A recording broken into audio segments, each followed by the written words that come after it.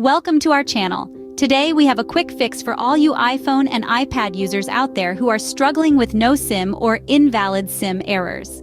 If you've ever seen these messages pop up on your screen, you know how frustrating it can be.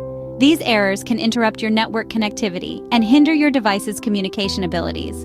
But don't worry, we've got you covered. Our tech expert, Ava Olivia, will walk you through a series of straightforward steps to resolve these issues. So stay tuned as we dive into the ways to fix this nagging issue. Ava Olivia here, ready to guide you through this tech hiccup. No SIM or invalid SIM error popping up on your iPhone or iPad can be a real downer. But don't worry, we've got your back. Let's dive into the steps to tackle this issue. First off, try the simplest solution, restarting your device. It's surprising how many glitches can be fixed with a plain old reboot. So give it a shot. Turn off your device, wait a few seconds, and then switch it back on. If the error message still appears, let's move on to the next step. Secondly, ensure your device's software is up to date. Sometimes these errors can be due to outdated software. To check for updates, go to Settings, tap on General, and then Software Update. If there's an update available, download and install it. Next, let's try resetting the network settings.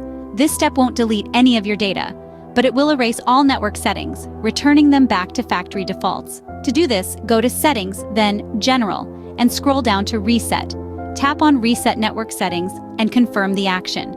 Now, if the error still persists, it might be time to check the SIM card itself. Make sure your device is switched off before proceeding.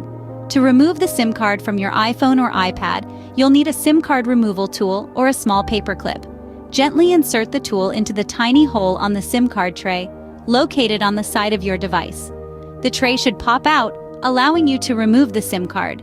Check if it's damaged or dirty. If it looks fine, place it back into the tray, ensuring it's correctly oriented, and carefully slide the tray back into your device.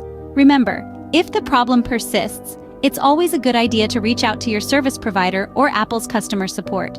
They're there to help you navigate these tech issues. Don't be shy, get the help you need. And that's how you fix no SIM or invalid SIM errors on your iPhone or iPad. Just to recap, remember to restart your device, check for any pending software updates, and reset your network settings. If all else fails, reaching out to customer support is always a good option. It's crucial to take care of both your device's hardware and software to ensure smooth communication and network connectivity. Now, we'd love to hear from you. Which of these steps do you plan on trying first? Let us know in the comments below. And don't forget to like, share, and subscribe for more helpful tech tips. Thanks for watching.